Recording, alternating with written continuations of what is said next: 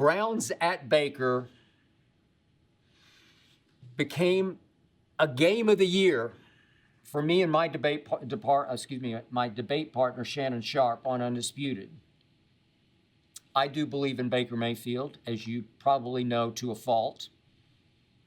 Shannon despises Baker Mayfield, in part because Shannon is very close with Odell, as in Odell Beckham Jr.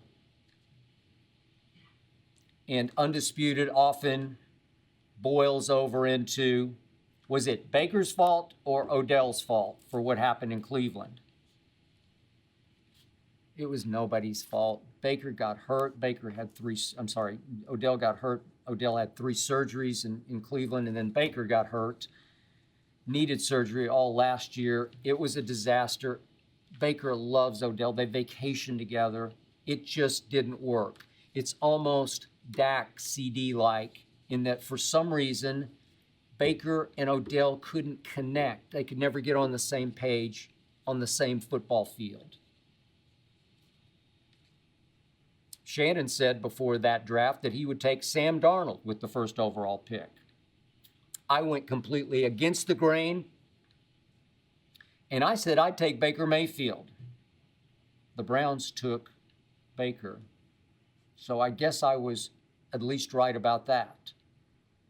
But what were the odds that Baker Mayfield would wind up having to beat out Sam Darnold to be the starting quarterback of the Carolina Panthers, the team ranked dead last in ESPN.com's off-season power rankings?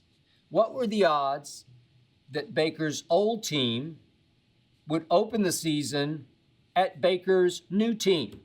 Billions to 1? That's why I live for sports. So the game kicked off at 10 a.m. out here in Los Angeles. Shannon and I had 10 cases of Diet Mountain Dew bet on that game. This was our week 1 Super Bowl. And Baker got off to, as you probably know, a nightmarish start. Pinned deep in his territory, going backward, winding up with 4 straight 3rd and forevers. Baker's team trailed 14-0 late in the first half when it happened. I've told you before how much I believe in jinxes and how much I believe in good luck and bad luck charms. Jerseys, people in the room, people out of the room. Many times, as I've told you before, my daughter, our 5-year-old Maltese, named Hazel, has been a great luck charm for me. But there have also been times when, as she sleeps at my feet in my little man cave where I watch the games by myself, no Ernestine, she doesn't even dare to poke her head in the door usually. There have been times I've kicked Hazel out when she didn't work as my good luck charm. I've also been guilty at times of all but kidnapping her and forcing her to stay in, even when she needs to pee or poop. She needs to go outside. She's got to stay until the bitter end. Good luck charm. So as fate would have it, this is a very true story. On Sunday, Hazel was, as usual, sleeping at my feet in her little bed under my desk, at which I sit watching 2 big screens. I can only sort of absorb 2 games at once. I have another one up on my computer, but I usually don't even watch it or follow it. I just can't comprehend that much all at once. And all of a sudden, Hazel got up out of her bed, first time ever for this, came up to me, looked up at me, looked me right in the eyes, and indicated she wanted to jump up in my lap. Never, ever done this before in all her 5 years. Maybe she sensed something was going very wrong. I said, okay, come on up. She jumped up in my lap. She can really jump, can Hazel? She's quite the athlete. She weighs about 10 pounds now. And she tried to settle in. It's not that comfortable in my lap. She tried to find a comfortable spot. And immediately, it was 3rd and 3 from the Carolina 32. And immediately, Baker Mayfield hit DJ Moore for 16 big yards. And on the very next play, as God is my witness, with Hazel in my lap, Baker Mayfield found his wide open tight end, Ian Thomas, hit him right on the button, and 50 yards later, they were almost home, and they quickly cashed in the 14-7 touchdown. And suddenly, Baker Mayfield was back in business.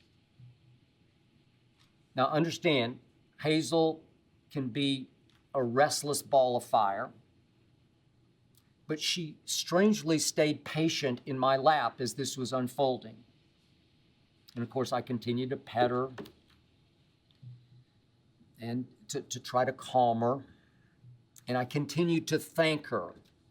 Thank you for staying in my lap. I talked to her just like she's a human being, like an adult human being. I just said, thank you for hanging with me, Hazel. As Ernestine, my wife, always says, she actually listens to what you say, and she actually seems to understand what you tell her. Listen, maybe I'm a proud papa, but Hazel is smarter than Lassie ever was, if you remember Lassie. Hazel is much wiser than I have ever been or ever will be. So at one point, Ernestine wondered what had happened to Hazel, so she did knock on my door and poke her head in just for a second. She was surprised to see Hazel in my lap, which had never, ever happened before, and she said, oh, okay, now you're holding your little Buddha hostage. Is that what's happening? I said, no, she wanted to jump up and be in my lap. I did not tell Ernestine that Hazel had turned the game completely around. That would have jinxed it and ended it right then, right there. But with Hazel in my lap, Baker Mayfield threw for 155 yards in the fourth quarter. I'm petting her, calming her. Hang in, stay with me. 155 yards in the fourth quarter. Baker threw a touchdown pass. He ran for a touchdown. It was Baker, touchdown maker. And all of a sudden, with 1 minute and 13 seconds left,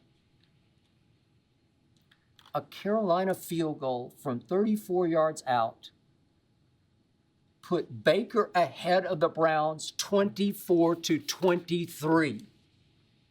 I was quietly out of my mind. But I could just envision somewhere up there above me in his palatial estate up in Bel Air, Shannon Sharpe had to be dying. But I didn't make a sound. I did not flinch because I did not want to disturb Hazel, who had now, believe it or not, fallen asleep with her head hanging off the side of my leg, a terribly uncomfortable position. But she was hanging in with me, and I'm thinking, thank you, girl. You know what? It took some pretty evil magic to overcome Hazel's power. And somewhere up there in Bel Air, Shannon Sharpe had to be sticking pins in his Baker doll. Because 1st and 10, Browns at their 25. Brian Burns of the Panthers was flagged for a phantom roughing penalty, just absolutely phantom. Even my friend Jay Feely, doing the commentary on TV, said, what? I don't see it. Well, you can't see it because it was phantom. And he brushed the edge of his face mask across the helmet of Jacoby Brissett. It was a horrible call, or as Christian McCaffrey said, a horrid call. Then clearly Jacoby Brissett